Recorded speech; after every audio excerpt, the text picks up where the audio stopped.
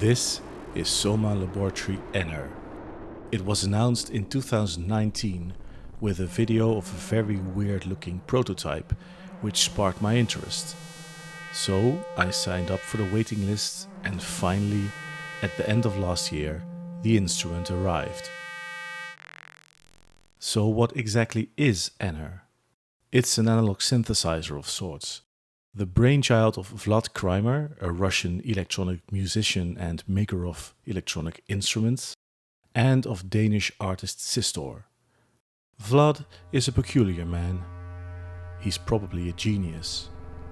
His instruments are unlike any other, and over the past few years he's built a bit of a reputation for delivering strange, intriguing musical tools.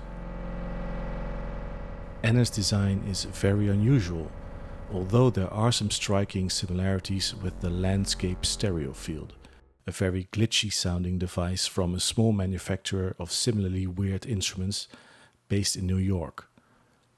Both are rectangular boxes with a green faceplate, although Enner also comes in red. Both have gold touch plates and a few mostly unlabeled knobs. There are more similarities between these two instruments, but never mind.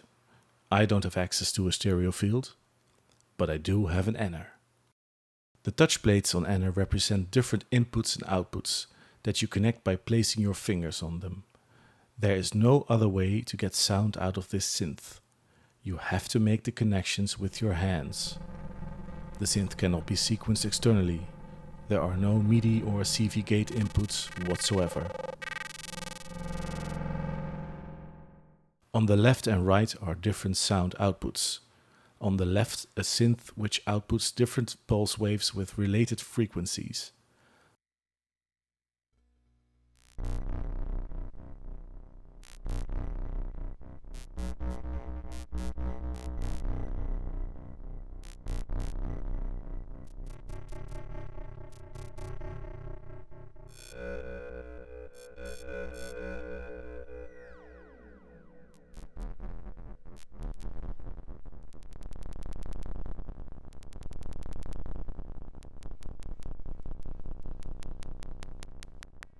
On the right, a 5-voice synth with individual tuning pots per voice and different modulation options.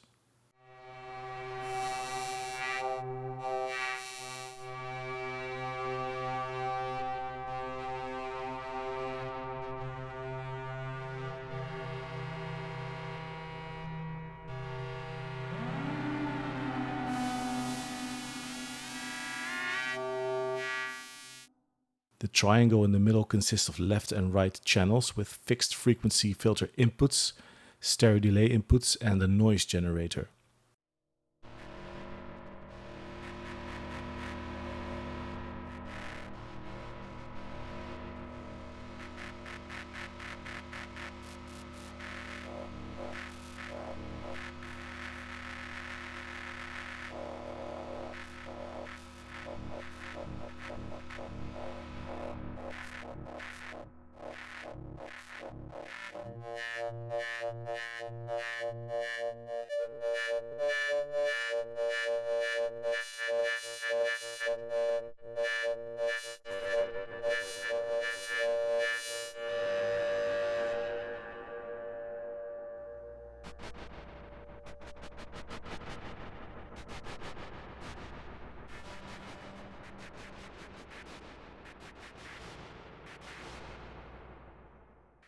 Then there's a piezo-acoustic pickup inside the case, which picks up sounds like tapping the unit, plucking the spring at the top left, or the included rubber bands. The output of the pickup can be run through the filters and the delay.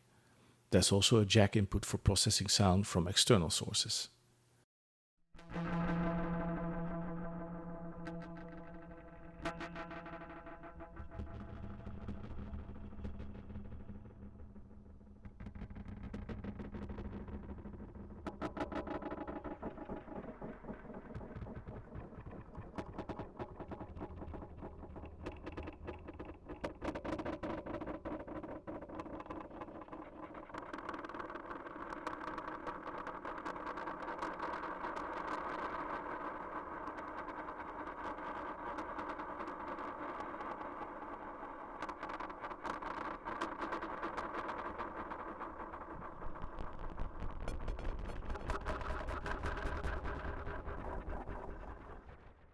the list of missing features is longer than just the lack of sequencing capabilities which I mentioned earlier.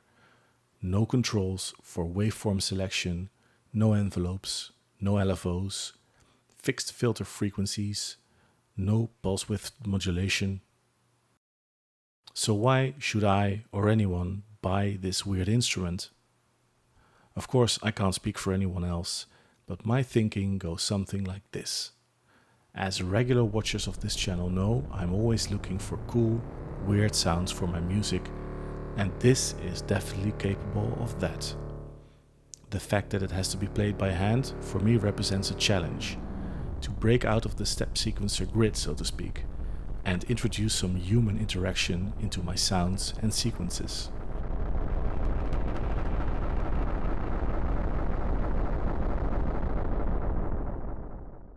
And I have to say, this thing delivers. A few videos ago, I was talking about selling most of my hardware synths and drum machines, because they don't add anything meaningful to my DAW-based production workflow. This is definitely a meaningful addition. It does both things that a piece of hardware needs to do to justify its place in my studio. 1. It makes unique sounds that my DAW and plugins cannot make. And 2. It does so in a way that's definitely more fun than drawing notes and adjusting knobs or sliders with a mouse. For all the typical synth stuff that it doesn't do, like being able to be sequenced, precisely dial in certain sounds, or even maintaining sound settings in any practical way, it delivers a large range of strange, interesting, beautiful and terrifying sounds in a very immediate and expressive manner that's unlike any other instrument I know. In a way, it's more similar to an acoustic instrument, like a piano or a violin, than to a normal synth, in that almost everything depends on how you place and move your fingers. What this means is that you have to learn to play this instrument, even if, like me, your main purpose is to generate and record sounds and short sequences to use in electronic music productions, rather than performances. But in my experience, the learning curve hasn't been steep at all. Once my fingers sort of knew their way around, all kinds of usable sounds started to emerge from this little box. Don't expect Enner to deliver much in the way of the typical bread and butter analog synth sounds, but instead keep an open mind and let yourself be surprised by the weird and wonderful things this instrument can do. If you have the right expectations, chances are Enner will deliver and then some. It's definitely not for everyone, but I think that from watching this video and other videos, you'll quickly be able to see if you are the type of musician that appreciates this strange box of noises. I know I am.